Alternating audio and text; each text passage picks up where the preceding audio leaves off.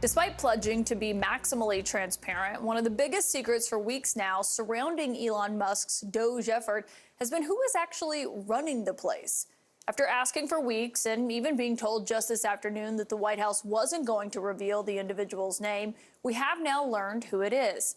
And surprise, it is not Elon Musk. At least not on paper, it's not. A White House official tells me that it is actually an individual you've likely never heard of. Her name is Amy Gleason, and we have learned that she is the acting administrator of Doge. Now, legally, this could have a real impact on what exactly Musk and Trump are trying to accomplish when it comes to shrinking the federal government and the workforce. Just yesterday, Justice Department officials were being grilled by a judge on who exactly was leading Doge, and they couldn't tell her. Even tonight, we don't know exactly how long Gleason has been in this acting position. We do know she has a background in healthcare. She previously worked at the U.S. Digital Service Agency. That's that existing agency that was founded by President Obama, that when Trump took office, he rebranded as Doge. And Gleason also worked in Trump's first term, including on the White House COVID task force data team. It was her background in healthcare tech, which is pretty extensive, that actually brought her to the federal government. And one thing that I've learned about joining the government is you get to work on really cool problems that affect all of Americans. More on who Amy Gleason is in a moment, but it was just a few hours ago that we heard from the White House press secretary saying that they were not going to reveal the person's name, at least not from the briefing room. Can you tell us who the administrator of Doge is? Again, I've been asked and answered this question. Elon Musk is overseeing Doge. No, Elon Musk is a special government employee, which I've also been asked and have answered that question as well. There are career officials at Doge. There are political appointees at Doge. I'm not going to reveal the name of that individual from this podium. Now, the fact that the White House ultimately did reveal who it is may have come as a surprise to Gleason herself. The New York Times reports tonight that she was scheduled to be on vacation in Mexico. When she gets back, there is certainly a lot going on. That includes, just today, 21 staffers from her own department resigning in protest of what Doge was doing. Several judges across the country questioning the constitutionality and the legality of some of the actions that they are taking. And also federal workers tonight still searching for clarity on what they should do if Musk emails them again to ask what they've been doing or risk being fired. Any clarity on that last one? It's pretty hard to come by. Elon Musk said a failure to respond a second time would result in termination. So is that a real deadline? Should federal workers be looking to that guidance, or should they be looking to the agency heads? Like, what is the actual deadline?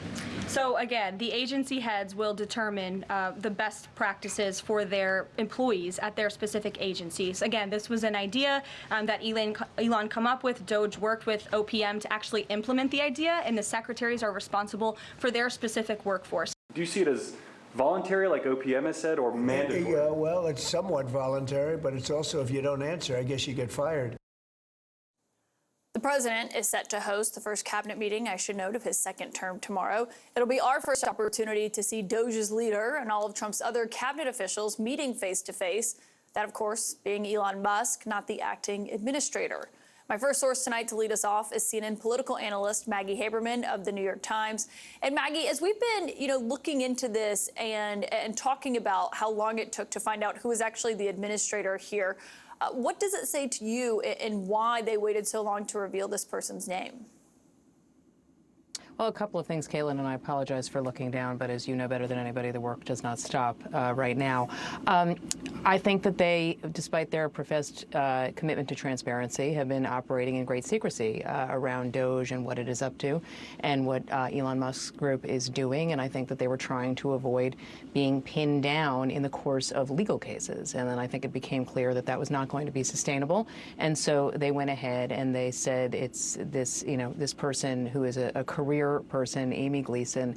She's worked in the previous Trump administration for a little bit. She worked in the beginning of the Biden administration, and she is not somebody who people are going to dwell on. She's also described as acting, and we know from Trump's previous term that he likes calling people acting, even if it's not a job that's Senate confirmed and doesn't require an acting title.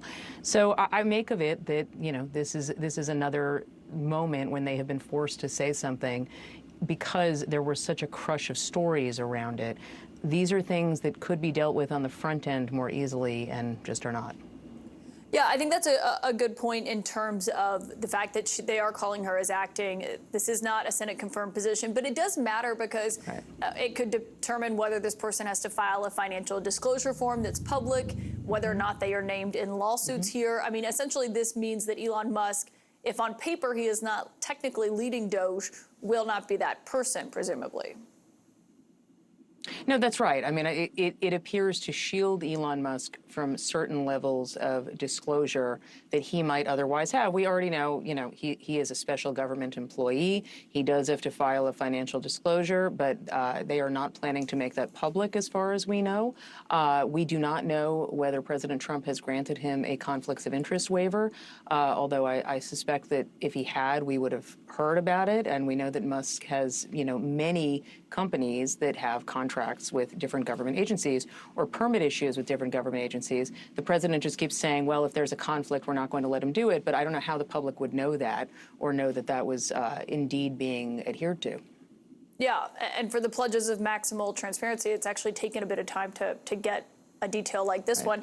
And this comes as we've been following this story about the mixed messages federal workers are getting. Are they going to be fired if they don't respond to an email, or are they not? And who should they be listening to? Trump himself was actually asked this question in the Oval earlier today, and this is what he had to say. Is he speaking for you when he says? Yeah, everybody speaks for me. I'm the one. I'll take responsibility. Is that clear to you, Maggie? Well, it's certain. No, I mean, depending on what we're talking about, Caitlin, it certainly is not clear exactly who is speaking for him, for instance, in some of these negotiations with Ukraine about a minerals deal, number one. It is not always clear who is speaking for him on other foreign policy matters or even on trade matters. It is clear, though, that he and Elon Musk so far are in lockstep. That doesn't mean they're in lockstep with the federal government or even with aspects of the executive branch and, various agencies that have to give guidance to other agencies. And so do I think that so far this relationship between Donald Trump and Elon Musk has proven pretty durable? It has, but they appear to be echoing each other. Aspects of the government seem a little less certain. Well, and Elon Musk will be in that cabinet meeting tomorrow. Obviously, the first one in Trump's first term kind of became lore because officials were heaping praise on him during that. What are you going to be watching for in that briefing or in that cabinet meeting tomorrow? I think most eyes are going to be on Elon Musk tomorrow to see how he engages with President Trump and how he engages with cabinet officials who have had to go through confirmation processes and who have had to turn over a lot of information about their personal businesses or their personal finances and who have had to go through a pretty rigorous and often public process that Elon Musk has not had to. Can I just ask you finally, as we will be watching that very closely tomorrow, including where he is sitting, though I think he might be more deferential to the cabinet members than people are expecting. Yes. The other thing Trump talked about in the Oval today was creating a gold card instead of a green card. This is what he said. Right.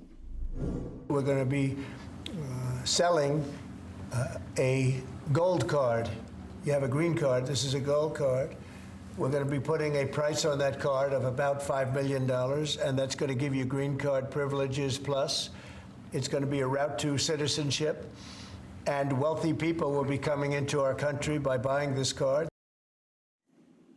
It's not clear how that will be different than an investor visa, which already exists and allows foreign investors to become permanent residents if they meet certain standards. I mean, maybe the baseline will be higher. He mentioned $5 million. But what do you make of that, given all the talk about merit-based immigration we hear from Trump? I mean, look, I think that Trump's immigration policy doesn't always have a clear through line, and he is not always as hard right as some of his supporters or even some of his advisors like Stephen Miller.